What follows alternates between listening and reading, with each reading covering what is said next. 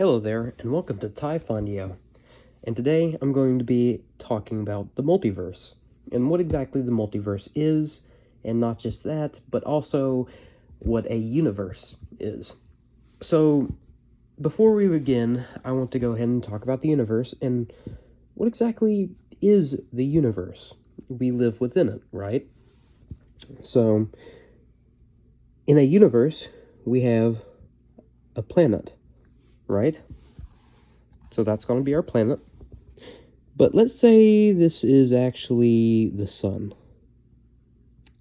Very simple to draw. And the sun also has the moon. And then we have a bunch of these rings, invisible rings, have you mind, with planets on them, surrounding the sun, orbiting the sun. This would be a solar system.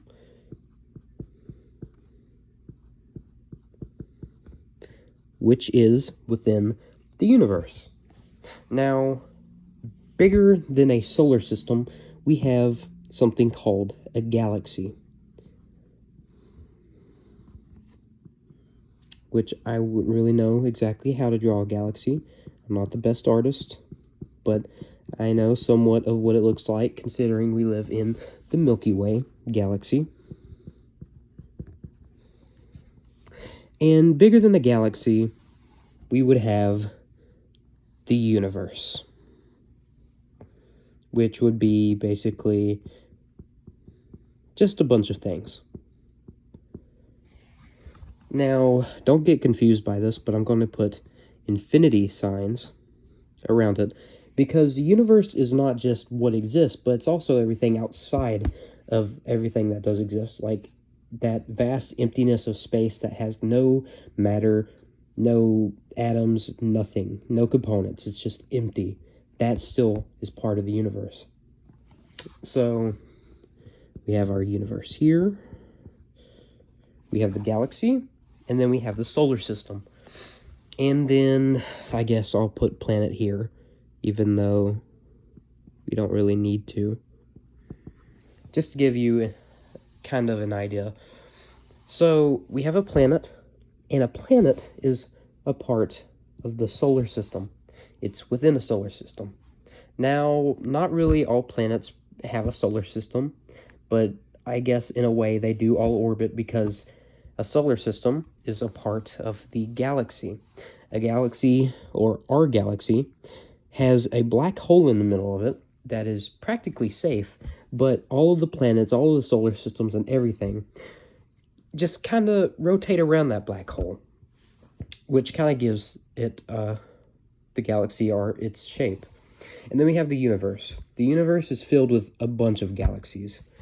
Of course, a galaxy is filled with a bunch of solar systems, and solar systems can be filled with a bunch of planets. So, very easy explanation. Now, there are things in between all of these things, and bigger, except for the universe. Nothing can be bigger than the universe. But, like, there's different components in between these things that I'm leaving out.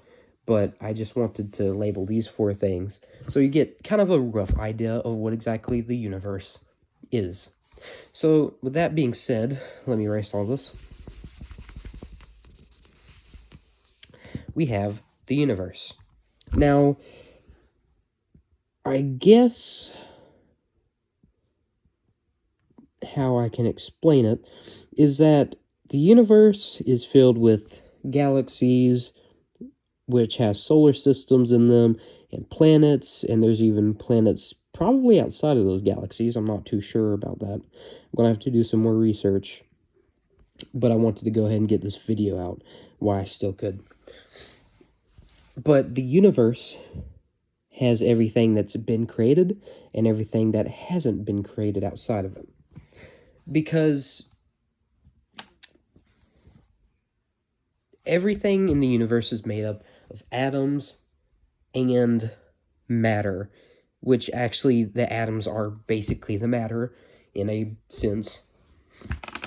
But the universe is not just that existence, right?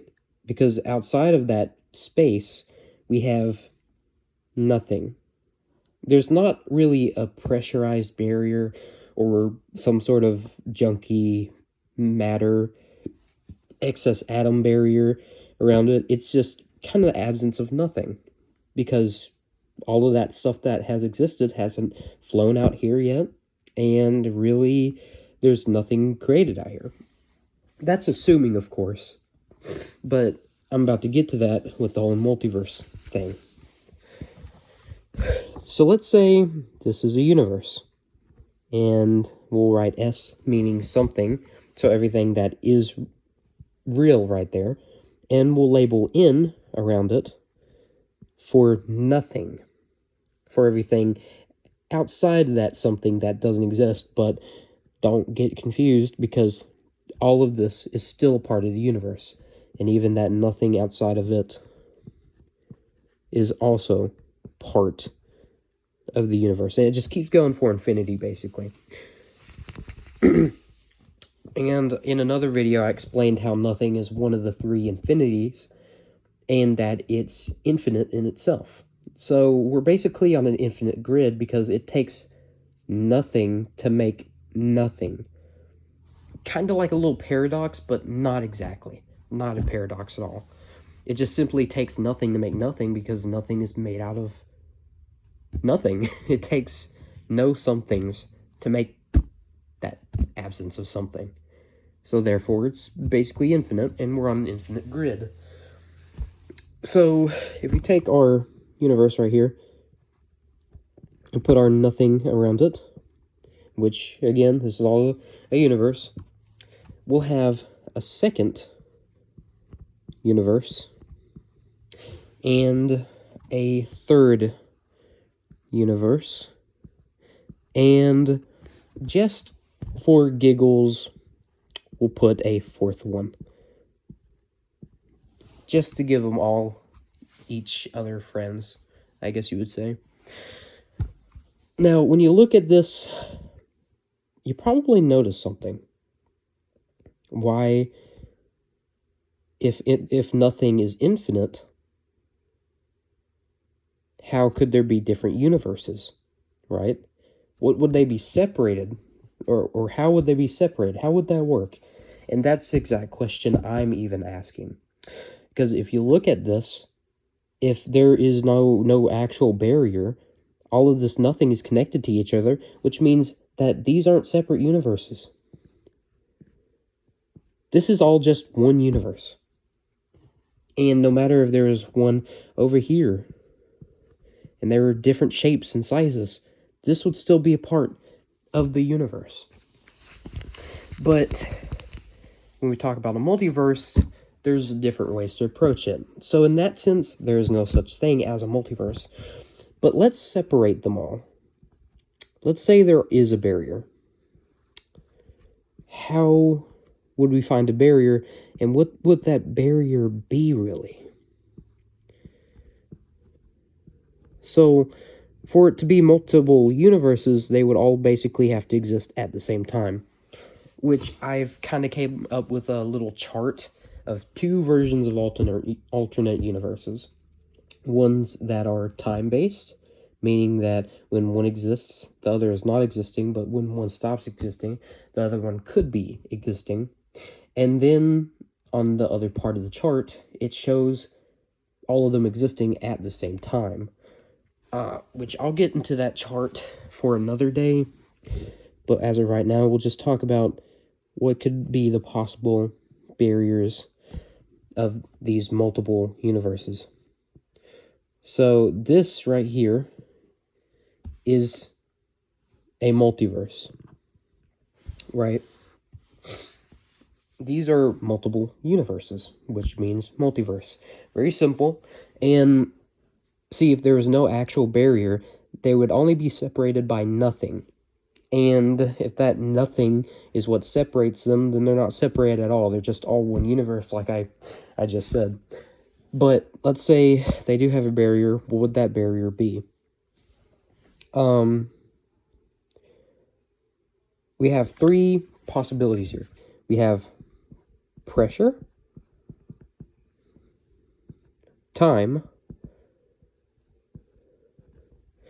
and we'll call it junk. So we'll go ahead and talk about junk first here. And so let's say that there are atoms that just didn't want to make up anything, which kind of makes no sense because usually atoms are making up something. But let's say they instead make up junk around the universe. So let's just put it around here. So like all the atoms just shot out excess atoms, and all of that matter kind of just junked up around the universe. And so they just made this large barrier. And so let's say that junk, those excess atoms around the universe and around that existence of something separated by nothing is what's separating them. Would that make them multiple universes? No, it wouldn't, because it doesn't change that factor of nothing. This would still all mean that they are connected. They are all a part of one universe. The only thing separating these places would not be anything. Because still, galaxies and stars would exist here. Galaxies and stars would exist here. Galaxies, stars, and excess atoms. There's nothing separating these galaxies and stars from these galaxies and stars. This is not a multiverse. This is a universe. And, excuse me for a second. Bless me.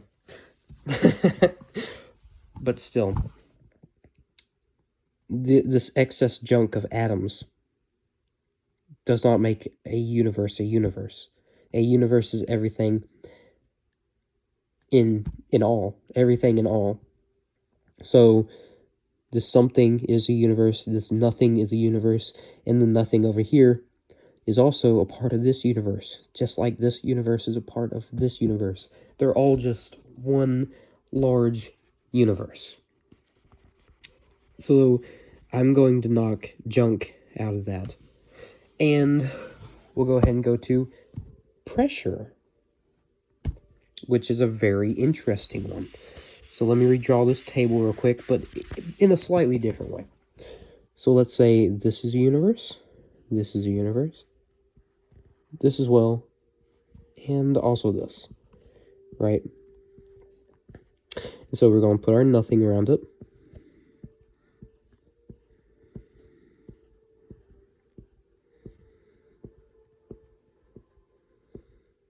All right. And so instead of that barrier being straight, what if we just made like a little diamond right here? Just some magical entity that is pushing these universes away from each other, right? And so they're all scattering, separating, making the amount of nothing between them even larger than before.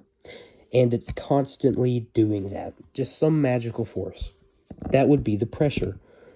Now, what's causing the pressure would be a little unknown, but would that make it multiple universes? No. Unless that pressure was, of course, time. But I'll get into that in just a second. Still, that connects this nothing to this nothing. All of them would be the same exact amount of nothing. This would still, of course, be a multiverse. So, then we have the third one, which is honestly kind of my favorite, and it's time. Time was the second part of the three infinity things that I have found there to be. Because we have nothing, time, and something. Now, when explaining pressure, that was a barrier, but what would be causing that pressure, if it was something physical, then that doesn't really separate a universe from a universe. Because like I've said, And I'll say it again, even if I annoy people with it, something is not the universe. That's something with the nothing around it. The universe is everything to ever exist. But what if we took that pressure or any barrier and turned it into time? Time is not a physical thing. I mean, in some instances, it can be. It can be used as a measurement. It can be used as imagination. It can just be used in all these neat ways. And I like finding out the ways that you can use them.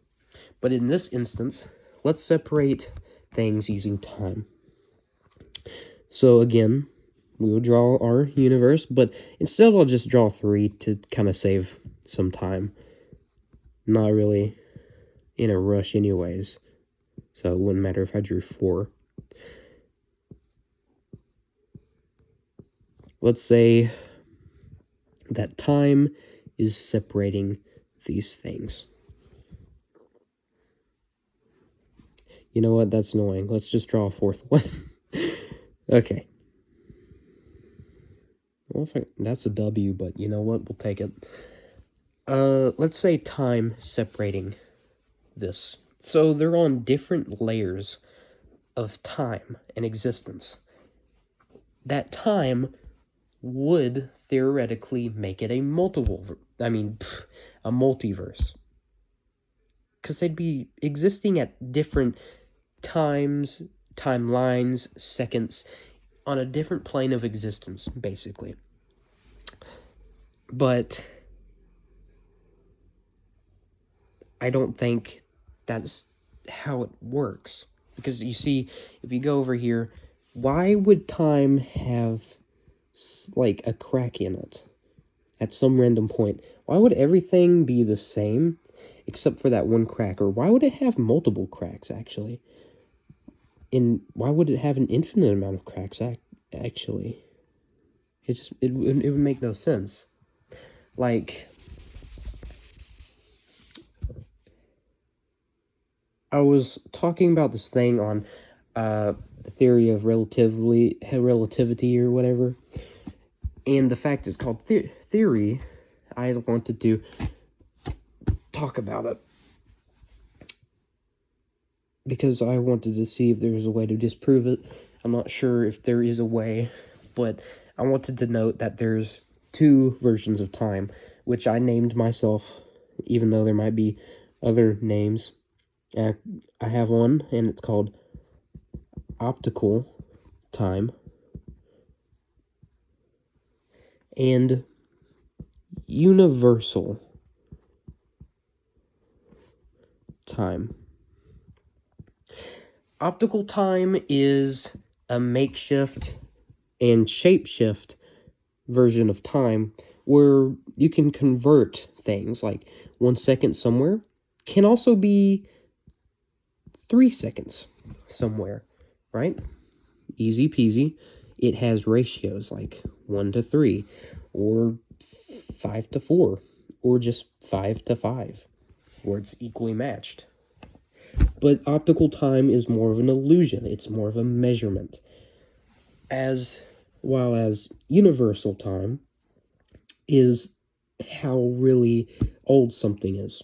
So if I'm on a planet going like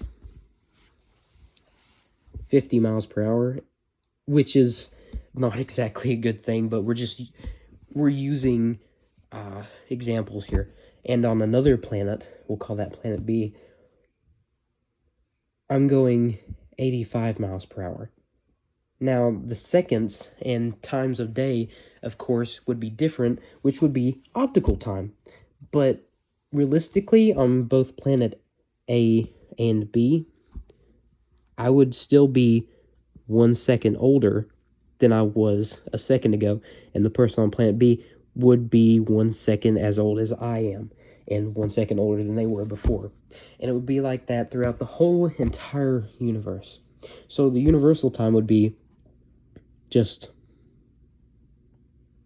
the same time, right? And to better explain this, let's say we just take a chunk out of time right here of the universe, and let's say like there's a planet here, there's a planet here, and we take another chunk out and we just make it a little bit bigger than this chunk, but our chunk is still inside. 1 second would still be 1 second here. So throughout this whole part of time, 1 second would equal 1 second, and time would always move 1 second ahead and have 1 second behind it. Everyone here would grow the same amount of age at the same amount of time. So why would there be some crack right here that is so different than everything outside of it? Why would 2 seconds equal 1 second? If it wasn't optical time, if it was just universal time, why would there be a crack in time? If there was a crack in time, it would basically just break time. So then I go back here and ask you, how?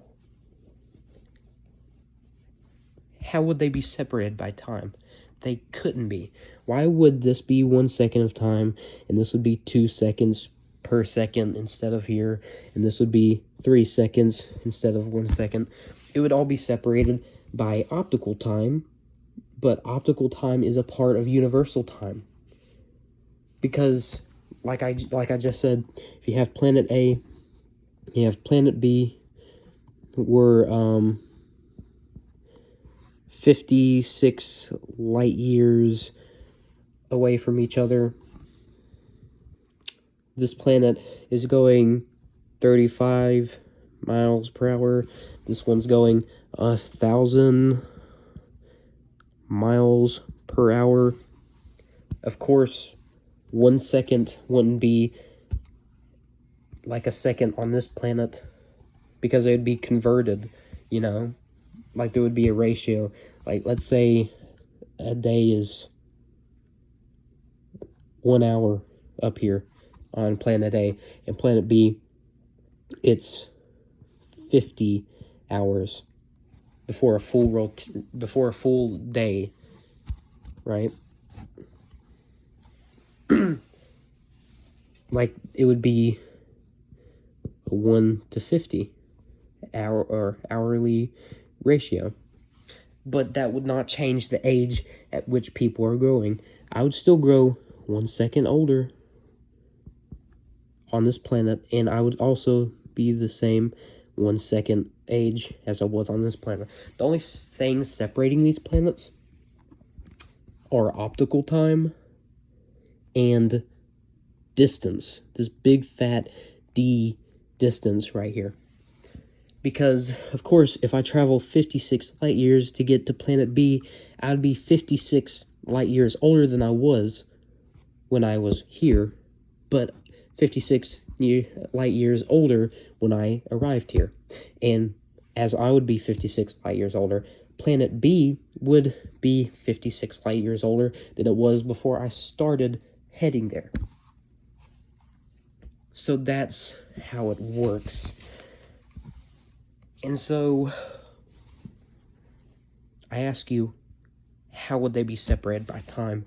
Therefore, if they're not, I hate to say it, but there's no such thing as multiple universes. There's no multiverse. Also, although I do like thinking about the thought, and I'm not going against it, I actually like to find ways that I can go against my own arguments. So I actually want to try to prove that the multiverse does exist in the future. Hopefully I can find some way to do that. If not, then I'll continue on the path that I am. I'd like to add a side note, though. If there was a multiverse, what if there's something bigger than a multiverse, which I like to call the Numiverse? And basically, new me with an E. So let's say this is a universe, but this is a multiverse.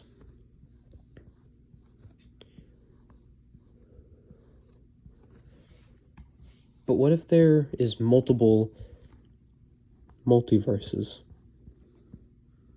right? Like, what if there's just multiple multiverses, in which I like to call the Numiverse, which is the existence of multiple multiverses, something way bigger. And basically, on this note, it just keeps going for infinity. So if we go here, we have like this. And I'd like to label all of these in just a second. I don't know how to make it smaller than that. I'm gonna go ahead and like,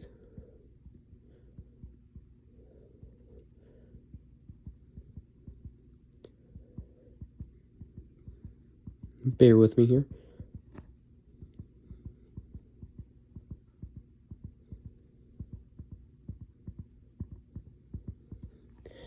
And this would be like bigger than the Numiverse. But all of these are a part of the Infiverse,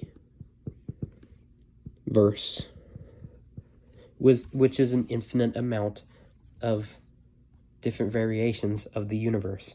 So in a universe, we have a multiverse, which is multiple universes, and you have multiple multiverses, which would be a Numiverse. And it would just keep going down, because now we have multiple Numiverses. I don't know what you'd call that. Maybe an Omniverse or something, or maybe Omniverse would be that one, and that would be Numi.